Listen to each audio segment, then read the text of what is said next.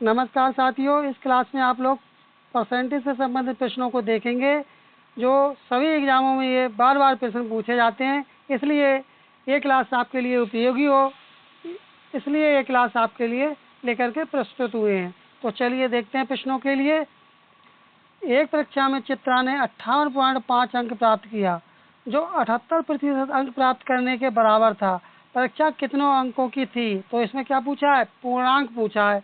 आपको क्या ज्ञात करना है? पूर्णांक ज्ञात करना है। चलिए ज्ञात करते हैं। तो हम क्या मान लेंगे? तो पूर्णांक को क्या मान लेंगे? हम n मान लेंगे। कितने की थी? n अंकों की थी परीक्षा, ठीक है।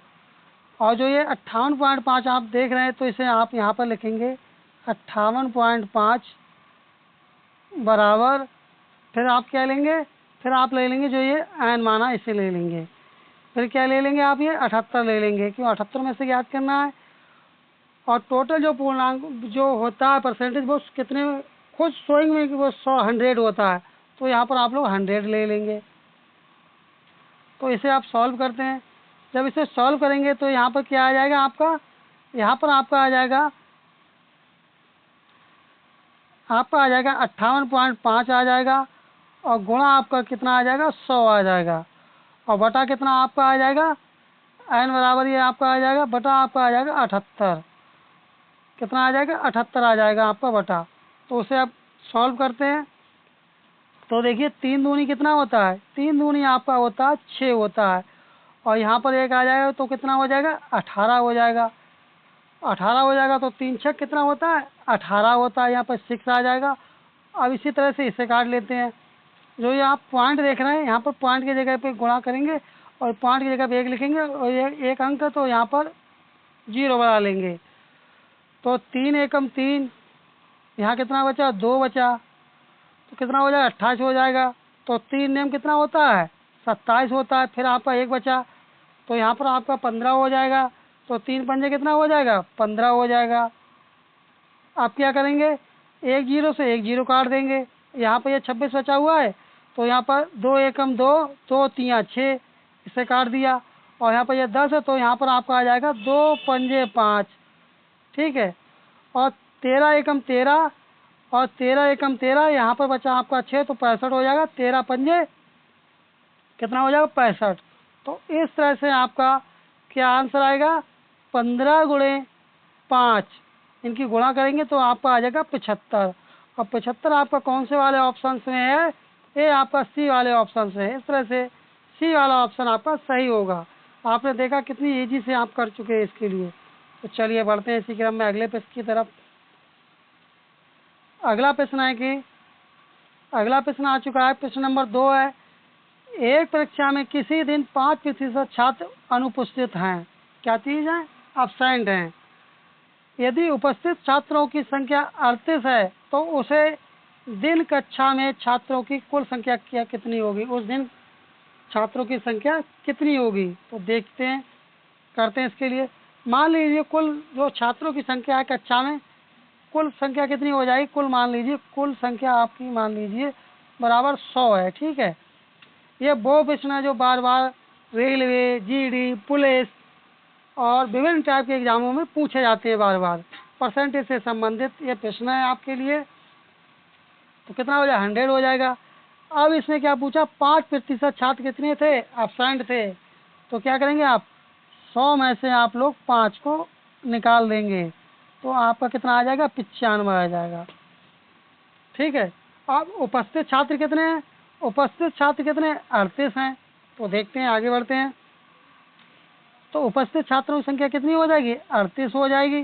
तो यहाँ पर गुणा का सिंबल लगाएंगे, और किस में से करेंगे? 100 में। 100 से करेंगे, तो यहाँ पर जो आपने माना 100 माना, तो यहाँ पर ये 100 आ जाएगा आपका 100, और बटा कितना आ जाएगा? 95 आ जाएगा। तो इसे काटिए, किस तरह से काटना है। देखिए 19 दूनी कितना होता है? 38 होता है, और 19 पंजे कितना होता है? 95 होता है। और 5 एकम 5 हो जाएगा, 5 दूनी 10, उतार देंगे 0। तो यहाँ के क्या करेंगे? 2 गुणे 20 आ गया। तो दो, तो कितना आ जाएगा आपका? आपका आ जाएगा 40 आ जाएगा। और ये कौन से ऑप्शन में? ये पहला वाला ऑप्शन जो आपका है यही आपका सही जवाब होगा। चलिए इसी क्रम में आगे बढ़ते हैं। अगला प्रश्न है कि प्रश्न नंबर 3 को देखते हैं। कक्षा 10 के छात्रों के लिए एक परीक्षा आयोजित की गई। 96% छात्र पास हुए और 50 फेल हो गए। कितने छात्र उपस्थित हुए थे? ये प्रश्न आपने देखा होगा कि यह प्रश्न बार बार पूछा जाता है एग्जाम में। करके बताएं आप लोग इसका सही जवाब क्या आएगा। तो चलिए देखते हैं इसके लिए। तो देखिए संख्या हम क्या मानेंगे, जिस तरह से पिछले प्रश्न में माना, तो संख्या आप लोग मान लेंगे 100 मान लेंगे। कितना मान लेंगे? संख्या को आप लोग 100 मान लेंगे। ठीक है यहाँ तक। और सफल छात्र कितने हो जाएंगे? 5 छात्र कितने हो जाएंगे? पास कह सकते हैं आप, सफल कह सकते हैं। तो ये आपके कितने हो जाएंगे? 96% हैं।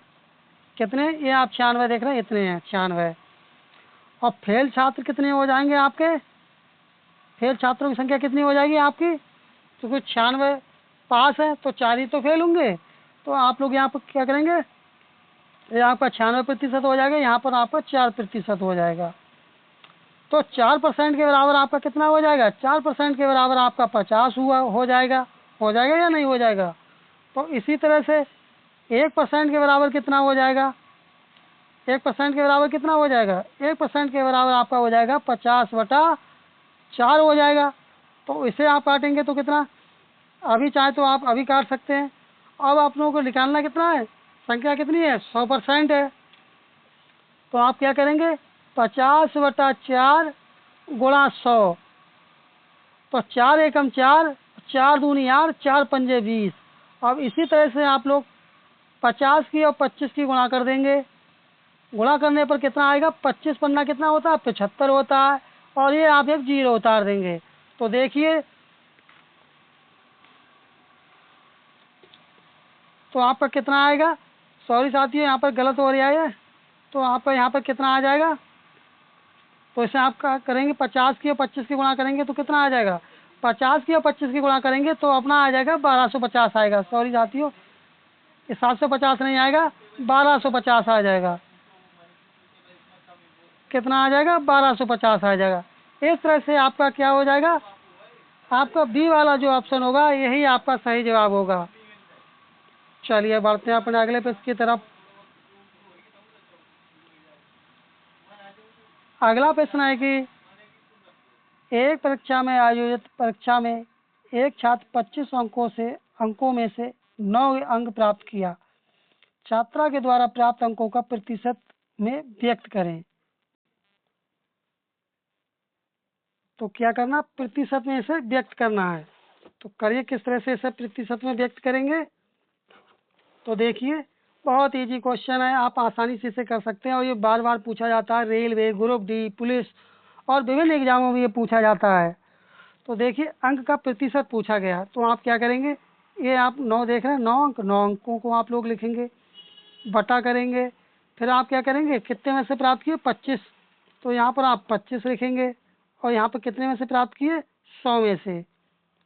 तो क्या होगा? 25 एकम 25 और 25 चौका 100। इस तरह से आपका कितना आ जाएगा? 9 की और आप लोग 4 की गुणा करेंगे तो बराबर कितना हो जाएगा? 36 हो जाएगा।